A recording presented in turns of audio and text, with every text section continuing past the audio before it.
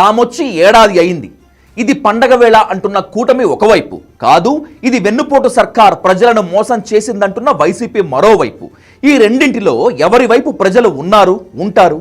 కనీసం ఎవరి ఆలోచనను అంగీకరిస్తున్నారు అంటే ఎవరిది కాదని చెప్పొచ్చు అంటున్నారు.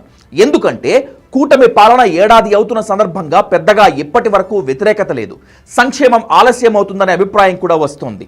అయితే ఇంకా వేచి చూసే ధోరణిలోనే ఉన్నారు తప్పితే ఎదురు తిరిగి ప్రశ్నించేదాకా రాలేదు. అందుకే వైసీపీ వెన్నుపోటు దినం అంటున్నా పెద్దగా పట్టించుకోలేదు. అదే సమయంలో కూటమి పాలన కూడా పెద్ద అద్భుతంగా ఏమీ లేకపోవడంతో అది పండగ చేసుకోవాలన్న ఊసు కూడా వాళ్లలో లేదు. జగన్ మొదటి నుంచి ఒకటే స్టైల్.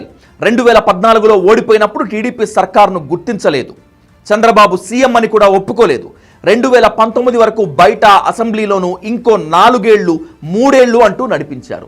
వచ్చే ఎన్నికల్లో ప్రభుత్వం మళ్ళీ మనదే అంటూ నడిచారు తప్పితే సమస్యలపై ప్రభుత్వాన్ని నిలదీసింది కూడా తక్కువే అని చెప్పాలి. సేమ్ ఇప్పుడు కూడా 2024లో ఓడిపోయిన నాటి నుంచి అదే స్టైల్ చూపిస్తున్నారు. మళ్ళీ వచ్చేది మనమే, ఏ కేసులకు భయపడొద్దు, ఇంతకు రెట్టింపు చేద్దాం, ఎవరిని వదిలిపెట్టొద్దు అనే మాటలు చెప్తూ తన పార్టీ కార్యకర్తలకు, క్యాడర్కు, నేతలకు అధైర్యపడకుండా బూస్టప్ ఇచ్చే పనిలో ఉన్నారు జగన్. అందుకే కూటమి సర్కార్ ఏం చేసిందనేటువంటి మాట కూడా చెప్పకుండా అది వెన్నుపోటు ప్రభుత్వం అనే లేబుల్ వేసి నిరసన కార్యక్రమం పెట్టారు. దీన్ని ప్రజలైతే పట్టించుకోవటం లేదు. వైసీపీ కార్యకర్తలు, నేతలు యాక్టివ్ అయి రోడ్డెక్కటానికి ఇది ఉపయోగపడిందనే చెప్పాలి. కేసుల భయంలోనూ, అధికారం కోల్పోయామనే బాధలోనూ నిస్తేజంగా, నీరసంగా ఉన్న పార్టీ శ్రేణులు ఈ కార్యక్రమం ఎఫెక్ట్తో కాస్త ఉత్సాహపడినట్లే కనిపిస్తున్నారు. ఇక కూటమి పార్టీలైతే తమ ప్రభుత్వం సమర్థవంతంగా పనిచేస్తోందని చెప్తూ సంబురాలు చేసుకోవాలని పిలుపునిచ్చారు. పవన్ కళ్యాణ్ ట్వీట్ చేస్తే చంద్రబాబు, లోకేష్ ఇప్పటికే అనౌన్స్ చేసేశారు. ఇక్కడ కూడా సంబరాలు పార్టీ నేతలు, క్యాడర్కే తప్ప ప్రజలకు పట్టలేదు. జగన్ సర్కార్తో కంపేర్ చేసుకుంటే చాలా బెటర్గా పాలన అందించామని కూటమి నేతలు, కార్యకర్తలు చెప్తున్నారు. హామీలు ఏం అమలు చేశామో, అభివృద్ధి ఎలా చేస్తున్నామో ప్రజల్లోకి తీసుకెళ్లాలని కూటమి నేతలు క్యాడర్కు చెప్తున్నారు.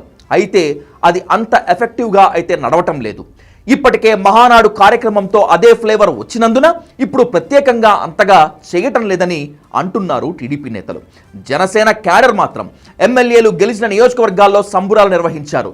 బీజేపీ అయితే అసలు ఎలాంటి కార్యక్రమాలేమీ పెట్టుకోలేదు.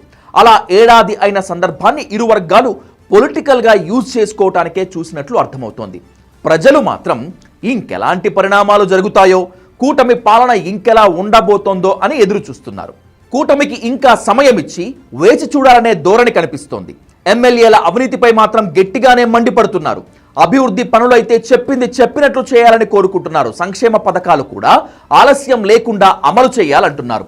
అటు జగన్ కార్యక్రమాలను కూడా పరిశీలిస్తున్నారు తప్ప ఎలాంటి అభిప్రాయం ప్రజలు బయట వేయటం లేదు.